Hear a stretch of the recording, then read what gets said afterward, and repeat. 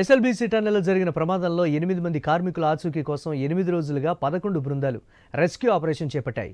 GPR సహాయంతో tunnel బురదలో ఇరుక్కుపోయిన వారి ఆచూకీని గుర్తించడంలో సింగరేణి రెస్క్యూ టీం విజయం సాధించింది.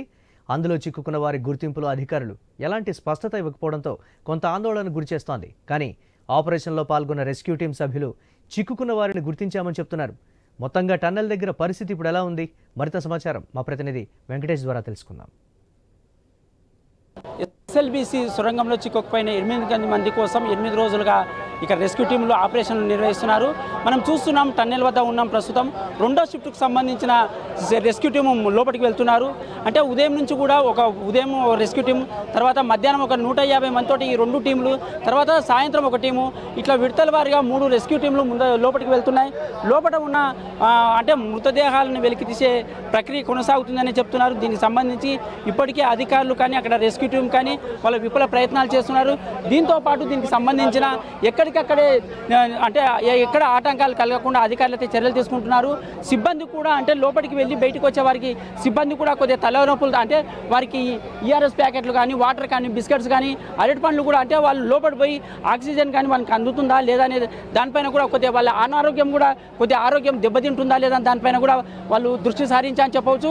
ఇప్పటికే మధ్యాహ్నం అవుతుంది. ఈ టీంలు ఖచ్చితంగా ఓఆర్ఎస్ ప్యాకెట్లు కూడా వాళ్ళకి అందిస్తున్నారు. దీంతో పాటు మధ్యాహ్నం వెళ్ళే టీంలకు అక్కడ జరుగుతున్న సంఘటనలు, దానికి జరుగుతున్న ప్రక్రియ, మృతదేహాల వెలికితేనే మొత్తంగా చెప్తున్నారు. దీనికి సంబంధించి ఆ సిబ్బంది కూడా కొట్లా మాట్లాడే అవకాశం ఉంటుంది. వాళ్ళకు కూడా అవకాశం చెప్పొచ్చు ఏదైనా కానీ. మేము నిన్న సెకండ్ షిఫ్ట్లో వెళ్ళిన తర్వాత లోపల పైనలో మాకు ఎగ్జాక్ట్లీ ప్లేసెస్ అనేది చూపెట్టారు, బాడీస్ ఉన్నాయని. మేము ఒక 2 ఫీట్ వరకు తవ్వి మళ్ళీ మేము బయటకు వచ్చాము. మాకు కొద్దిగా స్మెల్ అనేది వచ్చింది. మేము మళ్ళీ వచ్చినాం. మళ్ళీ ఇప్పుడు 11 o'clockకి మేము మళ్ళీ డ్యూటీకి వెళ్తున్నాం. అంటే నిన్న స్మెల్ వచ్చిందా మీరు పోయిన దానికి? స్మెల్ వచ్చింది. నిన్న మేము సెకండ్లో వెళ్ళాము. సెకండ్లో స్మెల్ వచ్చింది, బాడీ స్మెల్. అదే అంటే ఇది సిబ్బంది స్పష్టంగా చెప్తున్నారు. లోపలికి వెళ్ళిన తర్వాత ఎక్కడైతే బ్లాక్ హోల్స్ నిర్వహించినా, అంటే ఈ స్పాట్లలో అధికారులు రెస్క్యూ టీంలు నిర్వహించిన ఈ బ్లాక్ స్పాట్లలో ఖచ్చితంగా అక్కడ మృతదేహాలు ఉన్నాయి. మాకు స్మెల్ కూడా వచ్చిందని చెప్తున్నారు. మృతదేహాలకు సంబంధించి వాళ్ళకి సిబ్బంది కూడా స్పష్టమైన ఆదేశాలు జారీ చేశారు, బయటికి చెప్పొద్దని చెప్తున్నారు. కానీ కొందరు రెస్క్యూ సిబ్బంది మాత్రము మేము నిన్న షిఫ్ట్లో వెళ్ళాము, మధ్యాహ్నం వెళ్ళాము, ఆ సమయంలో మాకు దీనికి సంబంధించిన సంఘటన స్థలానికి సంబంధించిన మృతదేహాల స్మెల్ మాకు వచ్చిందని చెప్తున్నారు. స్మెల్ వచ్చినాక కూడా దీనికి సంబంధించి ఎక్కడైతే ఈ సంఘటన జరిగిందో అక్కడ రెస్క్యూ టీం కూడా పోయిందని చెప్తున్నారు.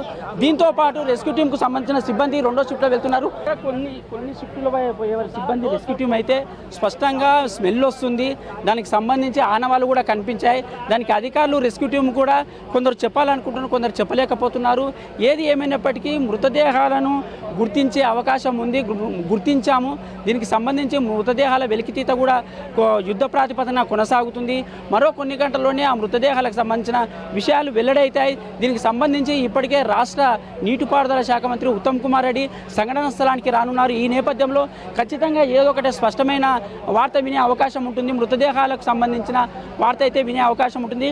ఒకవేళ మృతదేహాలను వెలికి తీస్తే దానికి సంబంధించి పోస్టుమార్టం అనంతరం బంధువులకు అప్పగిస్తారా, లేక అధికారులు దాని తర్వాత ఏం చేస్తారనేది స్పష్టంగా అయితే తెలియదు. కానీ అధికారులు మాత్రము ఇప్పటికీ కూడా మృతదేహాల వెలికితీత కొనసాగుతుంది, యుద్ధ ప్రాతిపదికన కొనసాగుతుంది.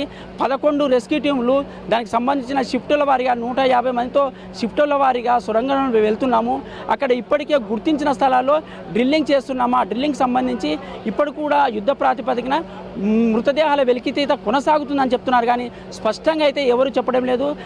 ఒకవేళ రాష్ట్ర మంత్రి ఉత్తమ్ కుమార్ రెడ్డి వచ్చిన తర్వాత ఏదైనా స్పష్టమైన ఉత్తర్వు వచ్చి మనకు స్పష్టమైన విషయం తెలిసే అవకాశం ఉంటుందని వేచి చూడాల్సిన పరిస్థితి అయితే ఉంది.